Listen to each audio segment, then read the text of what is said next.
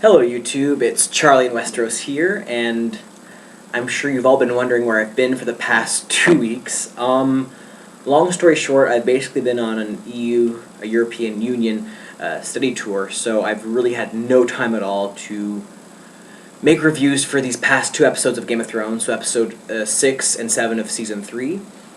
However, in this video I intend to do something a bit unconventional in terms of how I normally make reviews. That is to say, I'm going to address various characters in a non-chronological order as I usually do, based on how the episode takes place. So I would probably just address just certain aspects of various characters rather than like when they have their scenes in the show. So it's not following the sequence of events in the actual episode that just occurred, a week ago. So, in spite of this, I do intend to return to my normal format for hopefully this coming weekend, and definitely by the time the last 2 episodes air, I will be giving a very thorough review, especially for those ones, because I expect a lot of epic things to happen in them. But we'll get to those ones when the time comes. Right now, I'm in actually the Rhineland by Germany. I've been in Luxembourg, I was in Strasbourg, I was in Brussels, Hachenburg, which is another part of Germany. I've been everywhere, more or less, in Western Europe for the past 2 weeks, so it's been very crazy. Now, without further ado, I will get going on those few characters. I have some comments to make based on events that occurred in these past 2 episodes, but predominantly episode 7 of Season 3. So, this past episode, and mostly from the episode before that, we had an interaction between Arya and Melisandre. Melisandre, of course, came to get Gendry from the Brotherhood without Banners. Arya, she was distraught. She was really pissed off. She did not like this. She felt that Gendry had been betrayed because, he was ready to give his life over to this order. And we get a very interesting, and in my opinion, very prophetic interaction between the two. Now, as we all know, Game of Thrones loves to throw in, not spoilers, but they like to give some hints of things to come. In this scene, which occurred in actually episode 6, I thought it was episode 7. In my head, I'm kind of, a bit tired. In episode 6, they had an interaction where Melisandre saw in Arya the god of death, or she saw Arya as worshipping the god of death, or something like that. She saw many eyes within Arya looking back at Melisandre. More importantly, though, I think, is that Melisandre had a look of fear, of real, genuine fear in her eyes. And, of course, she told Arya that they would meet again.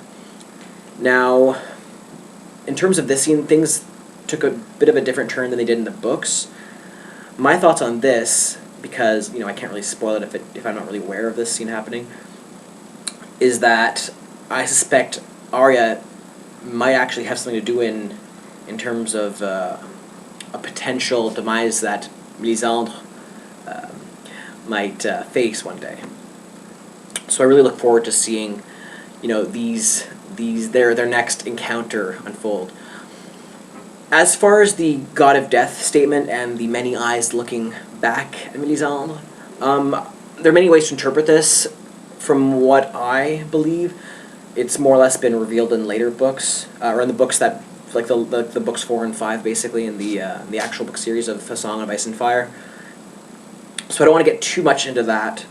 However, we do know that there are a lot of different beliefs, a lot of different ways to look at the world, and and as you all know, Arya has encountered a few of these, different visions for Westeros. So I'm really intrigued as to see where that will lead her in the upcoming episodes and seasons. Before I go away from this topic, I will say that in episode 6 again, there was an interesting interaction between Thoros of Myr and Melisandre, and they kind of discuss about how magical powers seem to be increasing within the world. We've also, of course, noted that there's other mythical creatures making reappearance, like dragons, White Walkers, etc., etc., the list goes on. So I'm personally really curious as to what is driving these supernatural forces to re-emerge in the world. There are many theories out there. I'm not going to get into them because because it's getting into spoiler territory, but I will say I think these various occurrences are definitely linked. Moving on from there, we also had a Jaime and Brienne interaction. Well, both episode 6 and 7, but especially in episode 7, we're getting more of this, this redeemed Jaime, and I like to I referred to his change, and this is of course something that a lot of fans have pointed out to me, that it's almost like a rebirth or a baptism of Jaime changing his ways. Of course, in Season 1 and Season 2, he kind of comes across as a bad guy. He's a killer. He's okay with pushing kids out of windows, like I've said in other reviews. But now he's very, very...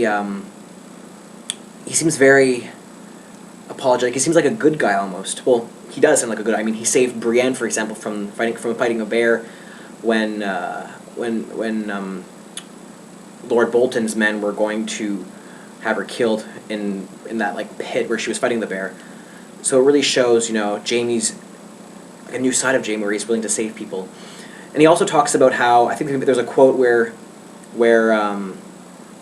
somebody was mentioning to him you're a killer, you've killed so many people. How many people have you killed and how many people have you saved?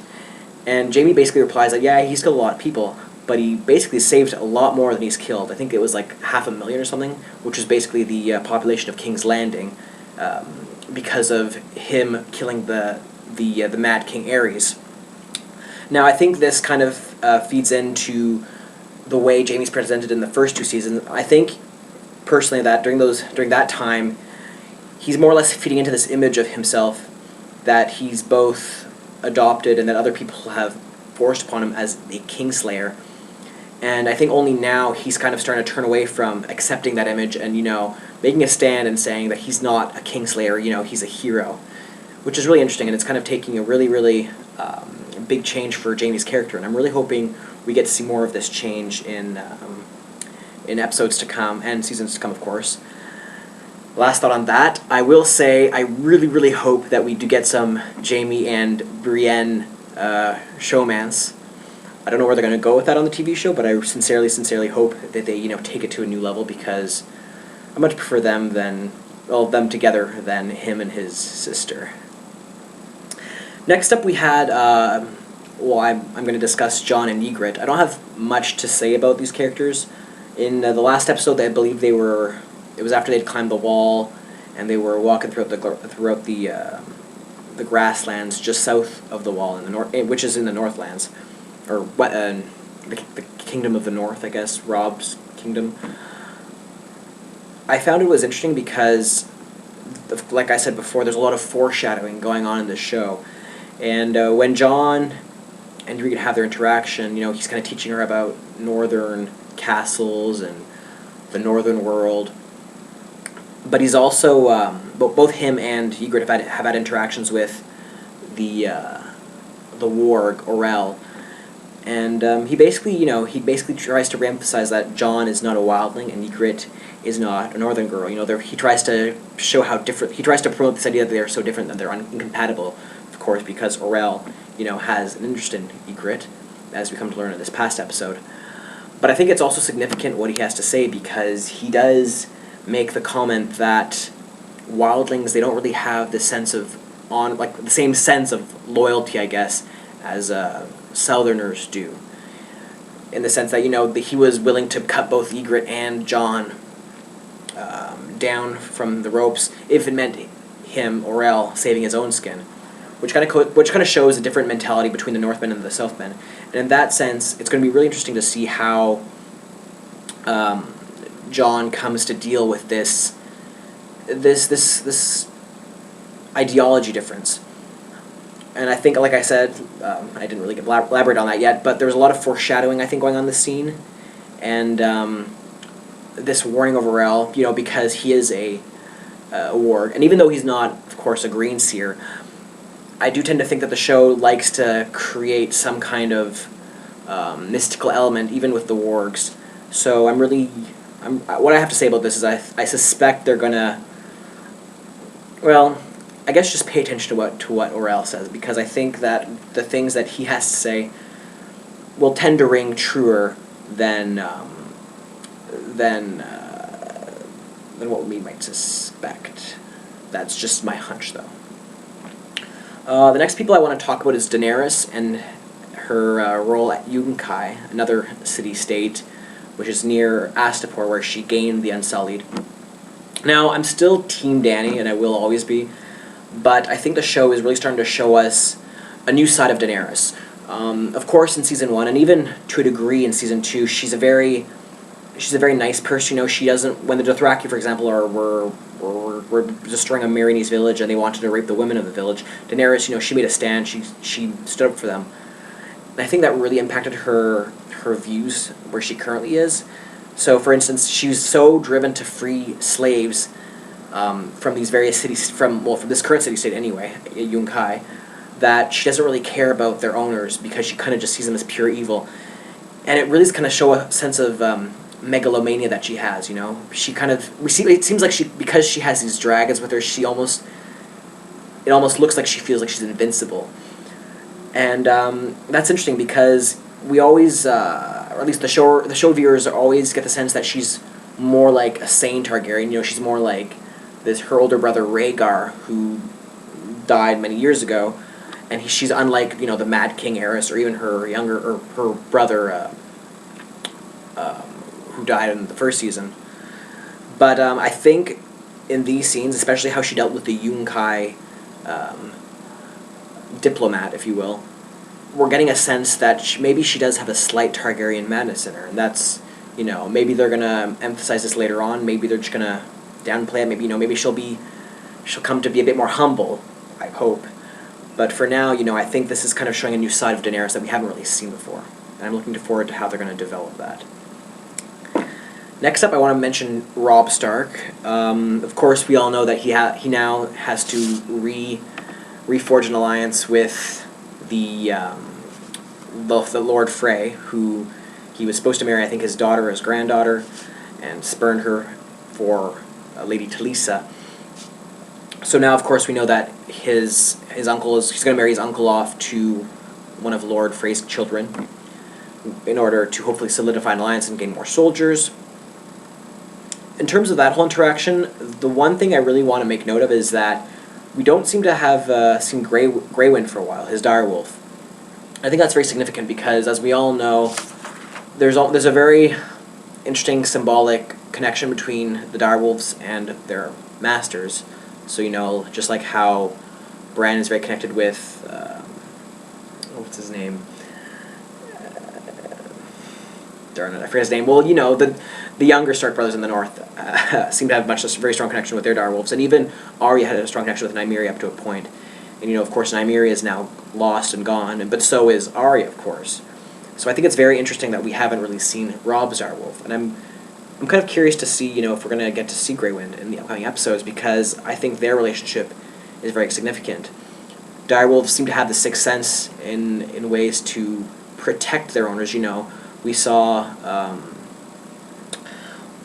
not Shaggy Dog. I can't think of that freaking direwolf's name, but Bran's direwolf. Remember when he met the Reeds, Jojen and Reed? His direwolf was not afraid of them, which kind of show that they're safe people. You know, they're good people. So, what does this lack of direwolf for Robb mean to, you know, his own well-being? For now, we're going to soon be seeing, I guess, a wedding between Robb's uncle and a Frey woman. So we'll have to see, I guess, what goes down there. But at the same time, we do get some insecurity, especially from Catelyn Stark's side, Robb's mother. And I'm really curious to see, you know, where this tension comes from and her concern. Also, we learned that, of course, Lady Talisa is pregnant, so this naturally means that there's going to be an heir to the Kingdom of the North, which will be great, because that means Robb can solidify a dynasty, you know, in order to further protect himself, I guess, just in case, you know, something happens to him. You know, now he has a child to carry on that legacy. And I'm kind of rambling now, so I'm going to move on to the next character that I want to talk about. Theon Greyjoy, of course. We still don't really know what's going on with him. these scenes with him, though, are getting much more creepy and creepy. The last one, there was this weird scene with like two prostitutes, and they were trying to turn him on, and he, of course, he's like freaked the frig out because he's in a dungeon being tortured. His fingers are being cut open, just nasty stuff. And in this last scene, in the 7th episode of the 3rd season, it almost ended on a note that it seemed like he was being castrated, but we don't really know because it cut out right at a certain point. So whatever happens to him, I can't imagine it being good, but it's getting really creepy. We still don't know who this person is, like I said, but I'm really hoping we get to find out soon enough. Of course, there are a lot of indications, a lot of hints given during this season as to who this person is. And so it is possible to piece together, what is going on, kind of. But beyond that, you will have to, I guess, see probably by the end of the season or maybe next season or whenever what the deal is with him. Now I want to talk about Bran and Rickon, and this divide with Osha, between Osha and Mira Reed. It's interesting because now we know that the Reeds want to bring Bran to this crow, or the three-eyed raven, not a crow, the three-eyed raven north of the wall. Of course, Osha is terrified of this. She doesn't want to go north of the wall. She knows the White Walkers are out there, and the Whites, the Walking Dead, the zombies, whatever you want to call them. So she's dead set against the idea. She's still convinced they have to go to the keep of the Night's Watch, Castle Black. So we'll have to find out where they end up going. But I do suspect that this indecisiveness between where Bran is supposed to be brought and what their intentions are, it's gonna come to a head, I think, in the upcoming episodes. Of course, it's only Bran who seems to be having these prophetic dreams, and we don't really know much about what's going on with Rickon. So who knows? Maybe they might even split ways. It remains to be seen, really. Because why would they endanger Rickon, and Asha seems very hesitant about going north of the wall, because she's just very concerned about that. So we'll get to see what happens in the upcoming episodes, I think, hopefully. That's beyond that. I then have a few things to say about Sansa, Shae, and Tyrion, and Marjorie, and their scenes.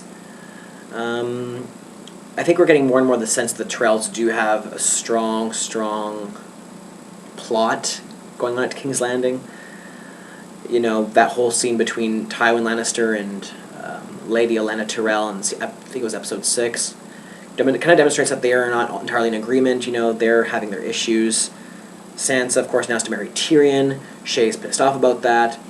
I had a theory about Shae, actually, regarding her role in the series, but now my theory is kind of changing a bit because this recent episode really demonstrates just how pissed off Shae is getting about this marriage between Tyrion and Sansa. So who knows what's going to happen with their relationship? Hopefully it can last in spite of this really messed up situation, but that really remains to be seen. Last but not least, I want to talk about Littlefinger and Lord Baelish. They had a really amazing interaction this past episode, where they're almost in discussion, but it's presented in such a way that it seems like they are the real, chess players in this whole, Game of Thrones in Westeros. They're kind of pushing their own pieces. They kind of in hindsight, they kind of support different people. It seems. We're not really entirely sure who they're trying to back, who they want in power, because they kind of, especially Littlefinger, they seem to be doing almost contradictory moves sometimes. But I think we're going to get to see really soon enough what their ultimate goal is. But I think it's just surprising, how much power these two people will. They're not even, they're not peasants, but they're not, the king. They're not the queen of Westeros. They're just advisors. Yet the power that they wield, the control that they have, and just shifting this political game is amazing. And I think we really got that sense when they're both discussing and they kind of demonstrate their kind of animosity, but at the same time they seem to have a certain degree of admiration for each other, as demonstrated this past episode.